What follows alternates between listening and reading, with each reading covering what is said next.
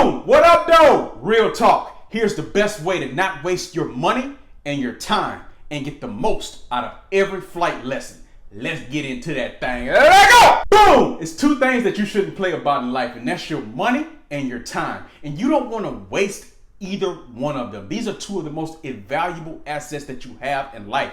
And quite candidly, time is way more important than money simply because you can't create more time. You can get more money, but you can't create more time. When it's gone, it is gone forever. So you want to make sure you're utilizing your time wisely. And when you're going through your pilot journey, you want to make sure you're spending them dollars and you're spending your money correctly and getting the most bang for your buck through every flight lesson. There are a few things that you have to do.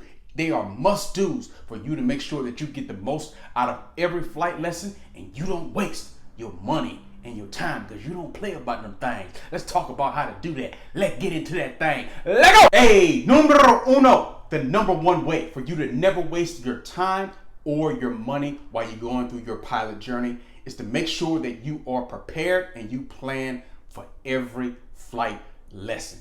This seems so simple, but many people do not do this and they end up wasting a lot of time and money. Do not put the onus on your flight instructor to prepare and plan everything.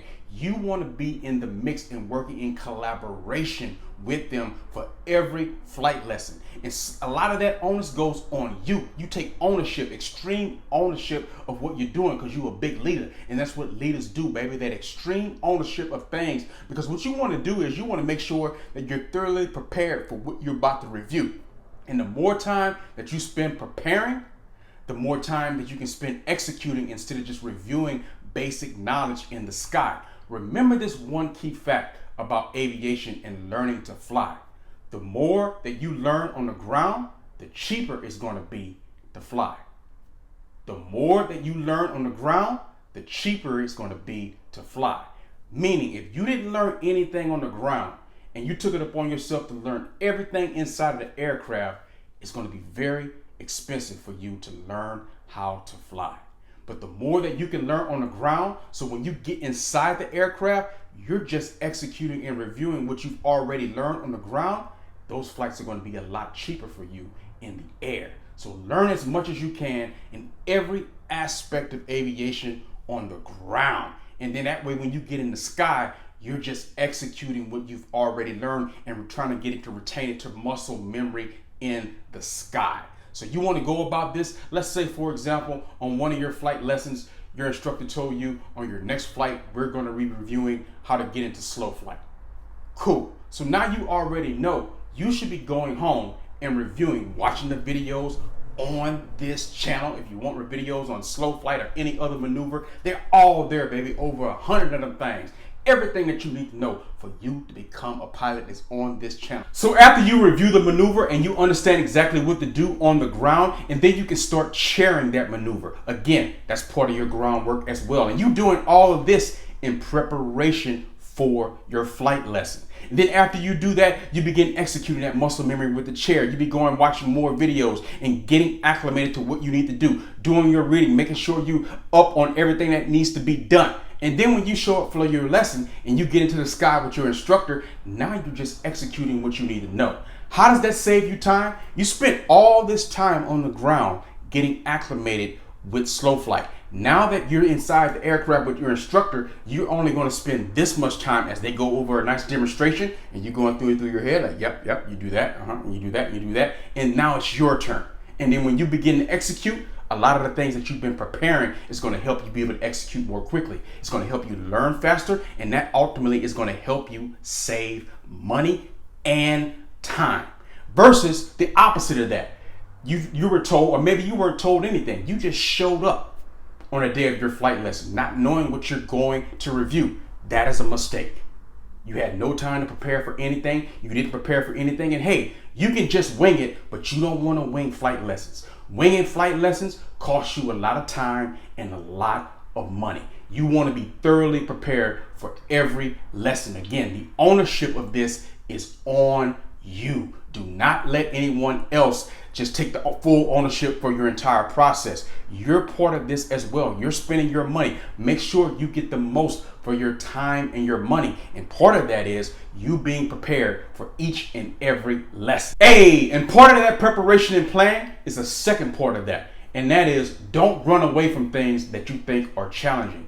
We have a tendency in life to only run towards things that we are good at and run away from things that we're not good at. You don't want to do that throughout your pilot journey. You want to be a well-rounded pilot, and you don't want to run away from things that you're not good at. Say, for example, if you're not good at stalls, and you know that you're not good at stalls, instead of you working the stall, you're trying to go practice landings, or you're suggesting to your instructor that you want to practice some other maneuver that you know that you can execute very well. It may make you feel good inside, but that's not going to help you become a better pilot, and it's not going to help you tackle the challenge that is before you, which is learning the stalls, which you know you're going to have to do in order for you to get through the process. So don't run away from challenges in life, and don't run away from challenges throughout your pilot journey. If you know you're challenged with something, start with that first. Start with the hardest part first while you're fresh. While you're good, start with that first, and then move on maybe towards the end of the lesson with something that you're already familiar with and something that you know that you can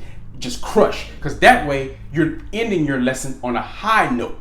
Hey, you know you can execute this maneuver. You love to do this type of landing. You're going to end your lesson with that, but you're going to start the lesson with something that you know that you're challenged with. Again, great way to help you save time and money. Don't run away from challenges, because you're only prolonging the process the more you keep running away from it. Boom! And this brings us to number 2 on the list when we talk about some of the best ways to not waste your time and money and get the most out of every flight lesson. You want to make sure you try to review one new thing every lesson. This is critical, particularly in the beginning. In the beginning, when you're getting introduced to new things, everything is coming at you from all different angles. If you stay too long in one area and you're only reviewing the same things over and over again, that's not helping you progress through the process. You want to try to introduce your brain, particularly when it's fresh and new like this, to one new thing every flight lesson. It can be a small little thing. It can be something about taxiing in the aircraft. It can be something about a specific landing, a certain maneuver. It can be one of your instruments in the cockpit. But you're introducing yourself to one new thing, one new concept every flight lesson. Just think about how this multiplies and adds up over time. You look up, next thing you know, you look in your logbook, you've had 40 flights, 50 flights. That should be 50 new things that you have learned. Compound interest over time, simply because you didn't get stuck reviewing and not learning and looking at the same exact things over and over and over and over again. Again, the ownership of all of this is on you. You need to be making sure that you're helping yourself progress through your flight lessons. Your instructor is going to guide you, is going to lead you, and it's also going to make sure you're ready for the next steps. That's a major part of what they are very good at, but it's always on you too as well. Don't just be a puppet and sit there and not be an active participant in your own flight journey and your own flight process. Trust your instructor, but also trust yourself that you're going to do the work in between lessons to make the lesson go smooth and great. A lot of that lies on you. What are you doing in between time? Think about it if you ever play sports, the off season or the time in between games. Yeah, the big game is on Sunday. Hey, everybody's rooting for their team, but it's all the preparation and work that's done Monday through Saturday that really translates on the field on Sunday.